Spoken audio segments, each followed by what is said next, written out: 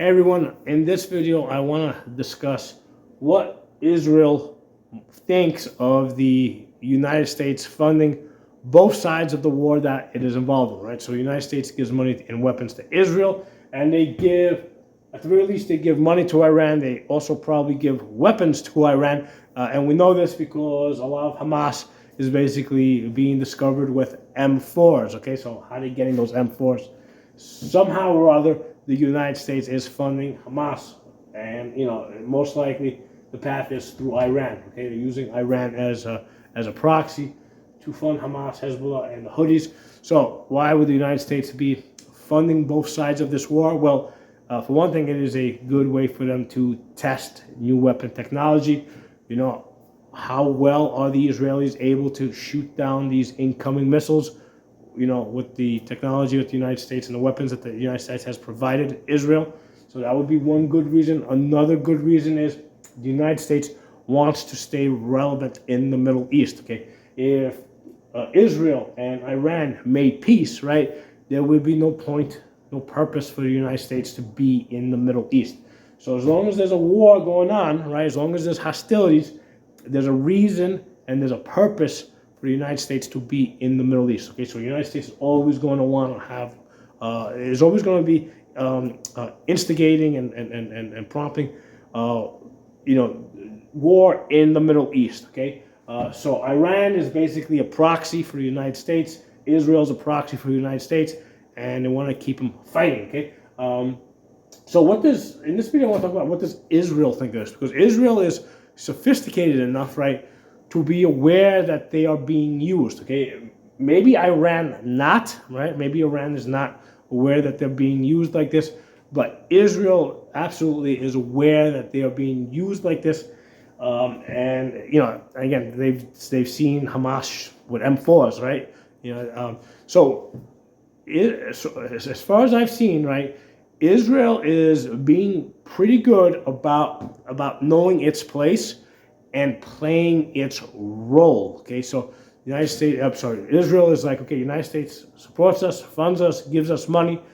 Okay, what do they want us to do this year? Okay, to them it's just like, okay, this is our dues, right? This is part of the rent that we have to pay to the United States. They want us to go to war, we'll go to war. Okay, so now I don't think that the United States expected Israel to react to the level that they did. They expected Israel to just probably throw in, just do a couple of airstrikes, shoot down incoming rockets, for a couple of weeks, and that's it. I think Israel decided to, within the rules of this game, let's one-up them with a ground assault in Gaza. I do not think that the U.S. military had anticipated that. I think they seemed genuinely surprised with that. I think that they would prefer that wasn't happening, because I don't think that the United States really wants Israel to go into Gaza and completely destroy Hamas, okay, which is the thing that Israel is intent on doing. And Israel's like, hey, you didn't say we couldn't do it, so we're going to do it, okay? So that's Israel's take on this. You want us to play this war, you want us to play this game, we'll play the game, but we're gonna play this game all the way through to the end, okay? We're going to completely destroy the other side, which means that the next time you want to have a war there, you're going to have to completely rebuild Gaza. You're going to have to build them up from scratch. So that's Israel's take. Now, look, from Israel's position, as long as they're being attacked by Hezbollah in the Lebanon area and by the Houthis in the Yemen area, it makes sense for them, okay, since they are already involved in this war, right, have already mobilized troops. It makes sense for them that as soon as they finish off Hamas, go do the same to Hezbollah, go do the same to the Houthis. And what that will do is, instead of delaying the next war for, let's say, 5 years, right, it would delay it by 15 years or 20 years, right? Because it would take it would take the United States that much longer through Iran to rebuild Hamas, Hezbollah, and the Houthis. So again, this is Israel playing within the rules, right? Israel was told that it has to have a war, right? It has to, because basically they through Iran, Hamas was motivated to go and attack Israel. And again, I mean, I know that there was an election that was canceled in Gaza, and where the politics of, hey, the person in charge of Gaza needed some type of a distraction, so he said, hey, rather than be angry at me, why don't you go and attack Israel? But I think that was, I mean, I think, why did this guy cancel this election? It was probably suggested to him by CIA that it might be a good idea to do so, okay? So, again, I think everything is sort of, the United States is basically the puppet master pulling the strings here. So, but that's where I think Israel's position is, right, in this, right? They're aware that they are, that the strings are being pulled, right, by the United States, that Iran's strings are being pulled, that all these Hamas, Hezbollah, Houthis are being, their strings are being pulled. But within the freedom that they are allowed, they're like, okay, you know what? We're free to run in this direction. We're going to run it, right? We're going to go all the way. We're going to completely destroy Hamas, which I don't think the United States was prepared for. And if they're smart about it, I think that they should also do the same. I mean, not that I get a benefit out of it, but I think it is in their interest at the point where Hezbollah is launching rockets at them and the Houthis are launching rockets at them.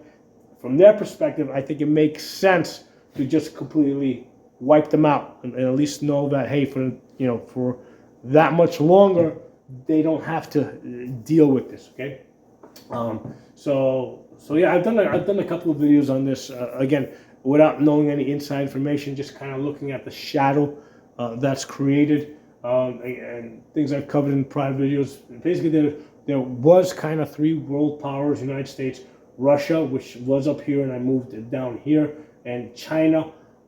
China's role in this, I mean, they seem like they're talking to Israel. It seems like they have economic relations with them. I don't think that China really wants to rock the boat. They're just happy doing business with Israel and with the other Arab countries around them. China's been supposedly threatening Taiwan. Again, I think that China is there, and I cover this in private. China is there to keep the Asian countries in line. Okay, China threatening Taiwan means that Taiwan, Japan, South Korea all have to look to the United States for protection. Okay, so China is the boogeyman over there. Okay. And the proof in this is that, hey, we're trading with China, right? General rule, you don't trade with enemies, you only trade with allies. Okay, so again, this is looking beyond the news to the shadow that it casts. Okay, so the shadow being cast here is we're continuing to trade with China. That means that they're not an enemy. It means that they're an ally. Okay, same thing with Iran. We're continuing, we've been sending money to Iran.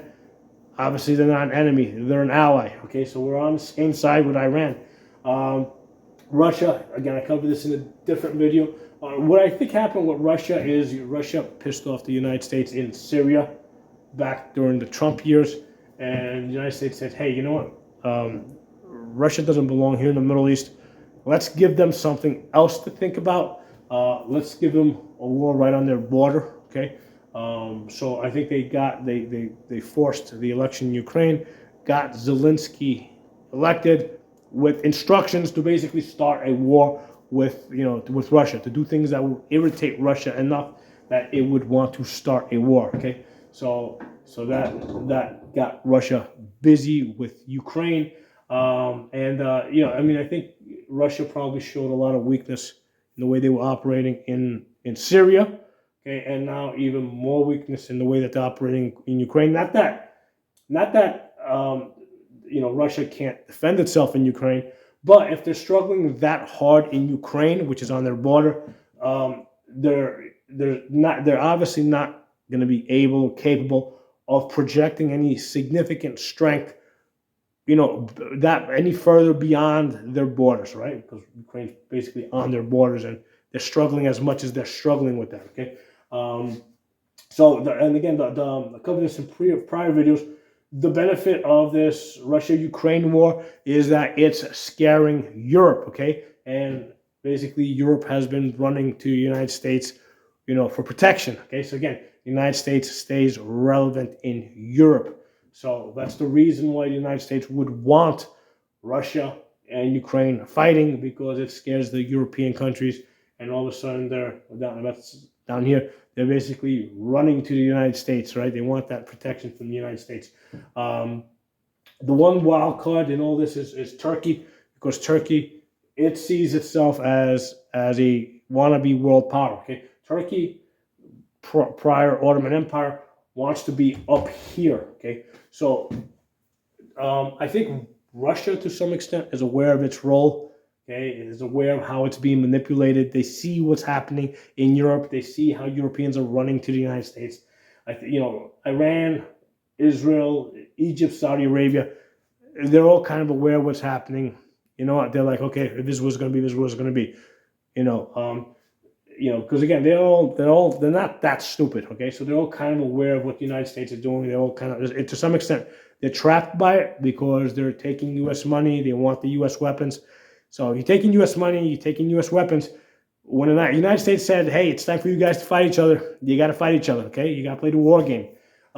Turkey is the only one that doesn't, that United States doesn't seem to have a firm control of, because again, they want to be a world power again. They want to rebuild the Ottoman Empire. So that's the one to watch. I mentioned this in prior videos. Okay, if they see an opportunity, they'll take it. So that's the one to watch. Okay? And again, they might try to make a deal with Iran. They might try to make a deal with Russia. They might try to make a deal with China. It's that's the wild card. That's the one to watch. Okay, so anyway, I wanted to give you guys my opinion on Israel and what I think is going on over there. How I think that they see it. They see it as, hey, this is the game that's got to be played. We got to play our role. We're taking money from the United States. We're taking weapons from the United States. When they say it's time to use it, we got to use them. Okay, so hope you guys enjoyed the video. Let me know what you guys think in the comments below, and I'll talk to you all soon.